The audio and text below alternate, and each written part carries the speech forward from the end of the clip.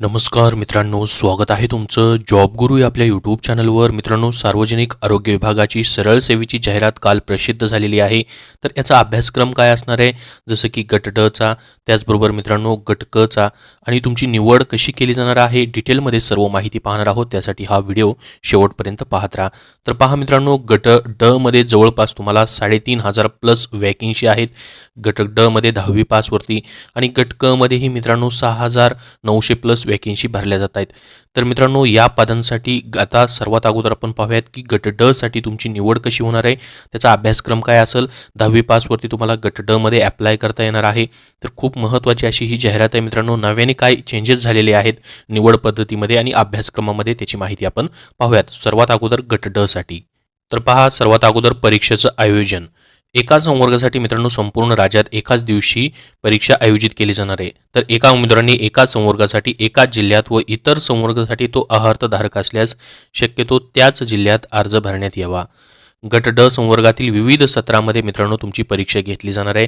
त्यामुळे एका पदासाठी अर्ज केला असल्यास उमेदवारांनी ज्या कार्यालयाच्या पदासाठी परीक्षा दिली असेल त्याच पदासाठी व त्याच कार्यालयाच्या गुणवत्तेच्या निकषावर तुमची निवड प्रक्रियेसाठी विचार केला जाईल. समजा तुम्ही पुणे जिल्ह्यासाठी अर्ज केलेला आहे गट ड साठी, तर त्याच कार्यालयासाठी मित्रांनो तुमचा विचार केला जाणार आहे. तर कॉम्प्युटर बेस मित्रांनो ऑनलाईन परीक्षा घेतली जाणार आहे. प्रत्येक सत्राच्या परीक्षा स्वतंत्रपणे तुमच्या असतील. एकापेक्षा जास्त सत्रात परीक्षा आयोजित करण्यात येणार आहे. सत्र 1 ते अंतिम सत्र यामधील प्रश्नपत्रिकेचे स्वरूप आणि त्याची काठिण्य तपासण्यात येऊन त्याचे सामान्यीकरण म्हणजे नॉर्मलायझेशन मित्रांनो केलं जाणार आहे. तर त्याचीही तुम्हाला माहिती असावी. आता मित्रांनो, परीक्षेचं स्वरूप कसं असेल, गट ड च्या परीक्षेचं स्वरूप आपण पाहतोय. तर मित्रांनो, जो जी आर आलेला होता 15 मार्च 2023चा, त्याचं स्वरूप त्याप्रमाणे त्यांनी दिलेलं आहे.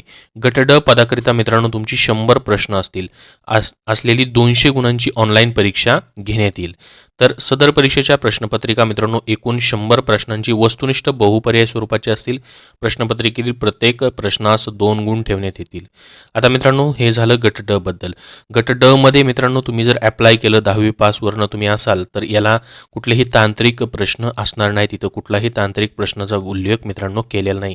त्यामुळे मग तुम्हाला काय प्रश्न असतील मित्रांनो, जर जुना सिलेबस आपण पाहिला तर त्यामध्ये सर्व क्लिअर होईल. तर पहा मित्रांनो, कशा पद्धतीने या ठिकाणी असणार आहे. सध्याची जी नवीन भरती आहे त्यामध्येही त्यांनी सांगितलेले की 100 प्रश्न तुम्हाला असतील. तर मित्रांनो, त्याचं डिवायडेशन कसं असेल, तर तांत्रिक प्रश्न मित्रांनो तुम्हाला 0 असतील. गट ड साठी तांत्रिक प्रश्न असणार नाहीत.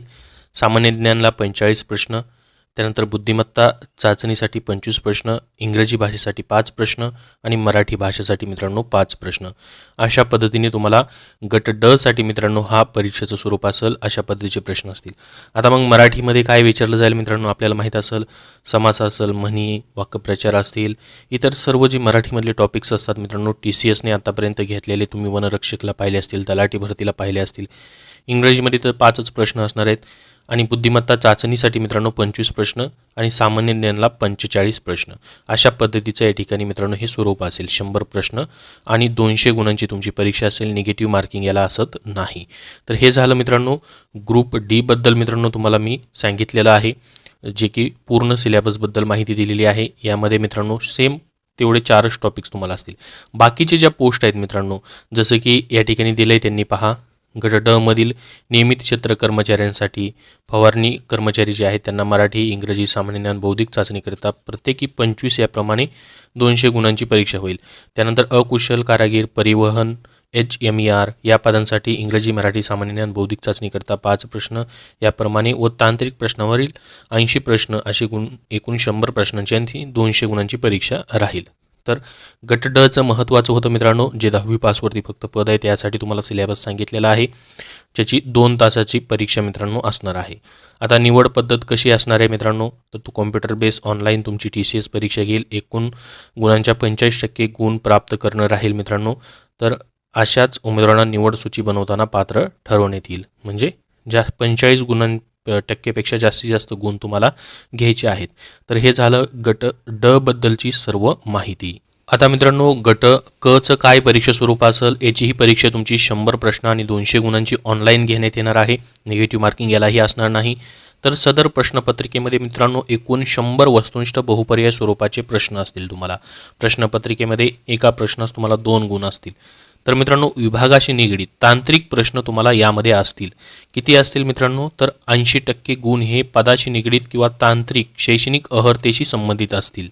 उदाहरणार्थ मित्रांनो जसं की स्टाफ नर्स हे पद आहे, तर स्टाफ नर्स संबंधित किंवा त्याच्या शैक्षणिक पात्रतेशी संबंधित तुम्ही जे स्टाफ नर्ससाठी शिकलेला आहात, फार्मसीसाठी जे शिकलेला आहेत किंवा दूरध्वनी चालक हे पद आहे त्याचे तांत्रिक प्रश्न असतील.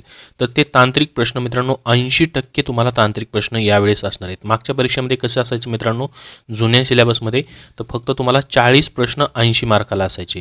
तर या ठिकाणी आता तुम्हाला 80 प्रश्न डायरेक्ट म्हणजे 80%च गुण जे असणार आहेत तांत्रिक प्रश्नासंबंधित असणार आहेत. म्हणजे मित्रांनो किती प्रश्न तुम्हाला असतील? तर 80 प्रश्न तुम्हाला मित्रांनो तांत्रिक असतील यावेळेस. तर 80 गुणिले 2, एक प्रश्न 2 मार्काला आहे म्हणजेच 160 या ठिकाणी मित्रांनो तुमचे गुण कशाचे असतील? तांत्रिक प्रश्नाचे फक्त असतील. तर तांत्रिक प्रश्नावरती जास्तीत जास्त भर यावेळेस दिलेला आहे. मागच्या वेळेस फक्त 80च गुण असायचे. तर 160 हे झाले मित्रांनो आणि उर्वरित 20% गुण हे मराठी भाषा, इंग्रजी, सामान्य ज्ञान आणि गणित याच्याशी निगडीत असतील. म्हणजेच 20 गुणिले 2 बरोबर 40. तर हे 160 प्लस 40 मित्रांनो अशा पद्धतीने 200 गुणांची तुमची परीक्षा जी असणार आहे कशाची होईल? तर गट क ची होणार आहे. जे तांत्रिक सर्व प्रश्न असतील ते तुम्हाला विषयाशी निगडीत 80% यावेळेस असणार आहेत.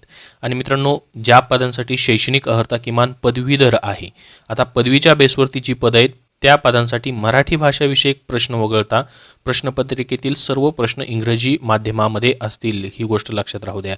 जी पोस्ट पदवीवर आहे त्याला इंग्रजीमधून प्रश्न असणार आहेत. समजा आता दूरध्वनी चालक ही पोस्ट मित्रांनो 10वी पासवरती आहे, तर त्याला मराठी आणि इंग्रजी दोन्ही भाषेमध्ये प्रश्न असतील. त्याचबरोबर मित्रांनो ड्रायव्हरची पोस्ट आहे 10वी पासवरती, मराठी भाषा आणि इंग्रजी भाषेमध्ये प्रश्न असतील. परंतु जी पोस्ट मित्रांनो पदवीच्या बेसवरती आहे त्याला इंग्रजीमध्ये प्रश्न असणार आहेत. तर अशा पद्धतीने गटकचा सिलेबस तुम्हाला सांगितलेला आहे. यामध्ये मित्रांनो वाहन चालक या पदासाठी कसं असेल पहा, मराठी, इंग्रजी, सामान्य ज्ञान व बौद्धिक चाचणी या विषयावरील 20 प्रश्न असतील. ठीक आहे.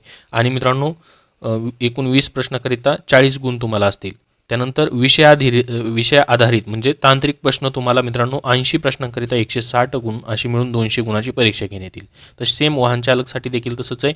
आणि तुमची शेवटी व्यावसायिक चाचणी देखील घेतली जाईल वाहन चालकसाठी. तर मित्रांनो गट ड सर्वच पदांकरिता कालावधी तुमचा परीक्षेचा 2 तास राहील. या ठिकाणी लक्षात असू द्या. उपसंचालक आरोग्य सेवा परिवहन पुणे यांच्या आस्थापनेवरील पदाकरिता व्यावसायिक चाचणी परीक्षा देखील घेण्यात येणार आहे. निवड पद्धत कशी होणार आहे? तर कॉम्प्युटर बेस ऑनलाईन परीक्षा होईल.